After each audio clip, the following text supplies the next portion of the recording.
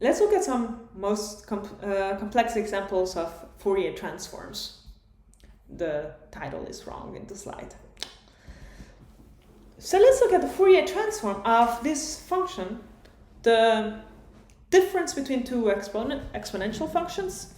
The first being 4 times e at the minus absolute value of x, and the second being 5e at the minus 3 absolute value of x plus 2. First, let's check that they decay at infinity.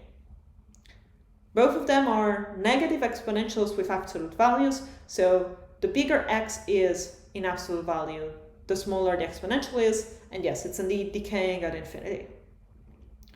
The first term is even, the second term is not, it's reshifted at 2. So it's even for y equals x plus 2.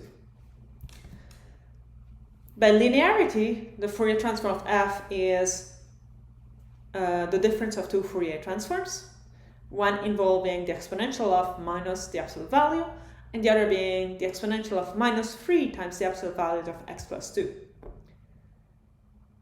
So we have seen some techniques for shifting and rescaling. So we can see how computing the first exponential, Fourier transform of the exponential will give us a lot of information, enough to compute the second Fourier transform. So first we use the shift information. So we have that the second term can be shifted by taking out the plus 2 that is in the exponent, and we gain a multiplication term e at the 2i omega. And then we do the Fourier transform of exponential of minus the absolute value of x. We split this integral between the part in which we're taking the negative x and the part of which we're taking the negative part of the absolute value. So we have an integral going from minus infinity to 0 of ex times the exponential of minus I omega x dx, and then an integral that goes from 0 to infinity when we're taking e at the minus x. Let's compute these two things. It's an integral of an exponential, so it's relatively easy. We get a term in front that is either 1 over 1 minus I omega or 1 over minus 1 minus I omega, and then an exponential. For x tending to infinity, this exponential tends to 0. You see that the signs are making sense. So the only term we have to focus on is the terms at 0 that we can compute, and then we sum these two fractions, and this 2 over omega squared plus 1. Then the other Fourier transform, the Fourier transform of exponential of minus 3 absolute value of x, is equal to the rescaling of the Fourier transform of e at the minus absolute value of x. So we gain the factor 1 over 3 in front, and we gain the rescaling of omega by 1 over 3. By the same steps we did before, we know the Fourier transform of e at the minus absolute value of x, and we replace omega over 3 in there, and we just compute it. So if you combine everything together, you have that the Fourier transform of f is 8 over omega squared plus 1 minus 30 times e at the I2 omega divided by omega squared plus 9. You notice that this has a part that is real, that if you backtrace it comes from the even part, and the part that is imaginary, that if you backtrace it comes from the non-even part of our function. So you can, when looking at a function f, split it in an even part and an uneven part, not even part. And you would know that the Fourier transform of the even part will always give you something real. Many examples of Fourier transforms are far from trivial. So for example, you can try to compute the Fourier transform of the Gaussian, so e at the minus x squared, and you retrieve a rescaling, an odd rescaling with pi coming out of another Gaussian, or you can look at the Fourier transform of a sine of something that gives you a rescaled version of the difference between two delta functions. Note how the Gaussian is not really local and gives you something not really local either, but for the sine, there's this clear reference between non-local and local. Also, your information of the sine gives you some information only at the spikes corresponding to the frequency of the sine. This is why we're talking about frequency space when we're talking about the omega space. In general, there are a lot of Fourier transforms I'm not going to be computing, but you can check the appendix D in the book. It has a lot of computed Fourier transforms that you can use for the exercises. The appendix we also added for all reviews and final exams from now on. Now we're going to be looking at the relationship between the Fourier transform and the delta function. So we have constructed the Fourier transform as a functional that takes functions on R and returns functions on R.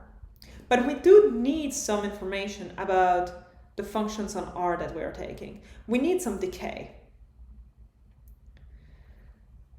We need a decay for x tending to infinity, and that gives us some information on the decay of the derivatives of f tending to infinity, for x tending to infinity. Notice that just before I said that you can compute the Fourier transform of the sine. The sine is clearly not tending to 0 for x tending to plus or minus infinity. There is a caveat. The Fourier transform of the sine is not a function. It involves a delta function. That is, despite its name, not a function. So if you want to retrieve something after the Fourier transform that is a function, that is well defined as a function, then you need the decay. If you don't care about the Fourier transform of f being a function in the strict sense of the word's function, then you don't strictly need this decay either.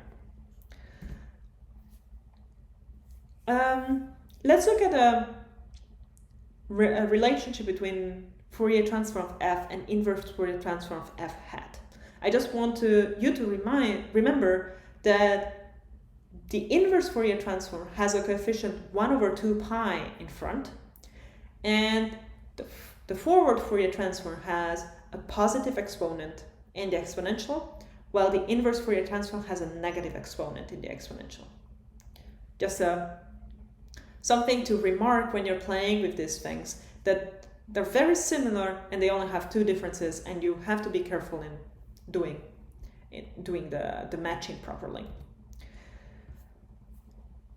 So now we're going to look a bit more thoroughly with the relationship between the Fourier transform and the delta function. So we know that the inverse Fourier transform of the Fourier transform of f is equal to f. So I'm going to write f as the inverse Fourier transform of the Fourier transform of f.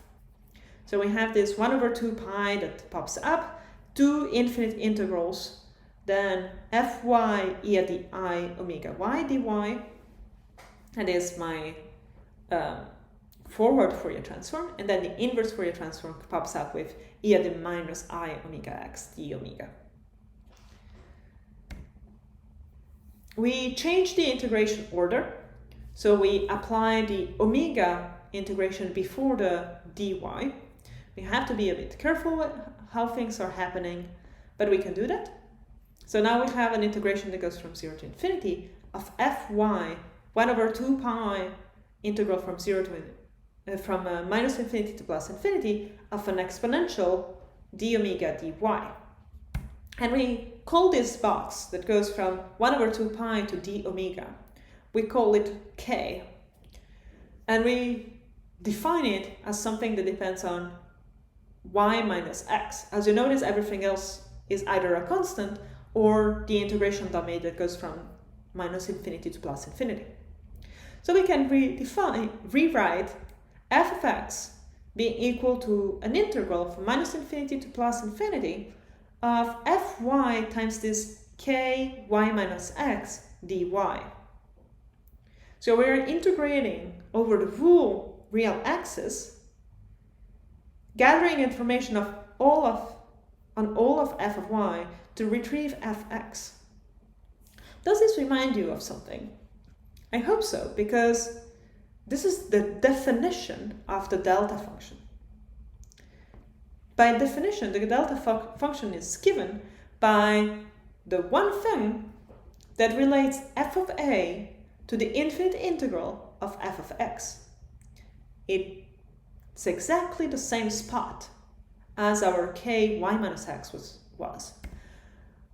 So that means we can have a formulation of the delta function as a 1 over 2 pi by infinite integral of a complex exponential of minus I omega y minus x. Notice the symmetry of the delta function, so x minus y and y minus x can be swapped around as long as it's coherent, as it's not here. That is, so it's a bit odd because I kept saying that the delta function is not a function, and then I tell you that it actually has a very specific formulation. Well, there is a caveat in here. This formulation is actually impossible to compute. So if you are careful in writing this formulation out, you notice that it is composed of by infinite integral of the cosine plus the imaginary by infinite integral of the sine. And this is problematic because the by infinite integral of the cosine doesn't really work. So while this by infinite integral is ill-defined, so this by infinite integral actually does not exist, and that justifies the fact that the delta function is actually not a function, it is still very useful to have a representation. So we're still going to be using it, even though we know that it is at least forcing a bit the meaning of integral in here. So this by infinite integral is ill-defined because the by infinite integral of the cosine is ill-defined. And I'll try to justify it by saying that the by infinite integral of the cosine is the limit for the boundary of the integral tending to infinity of cosine. So, but the integral of the cosine over minus L to plus L is 2 sine L. And when you let this thing tend to infinity, the limit is not defined. So while we're still going to be using, especially in applications, this definition of the delta function, this is neither a definition nor a function.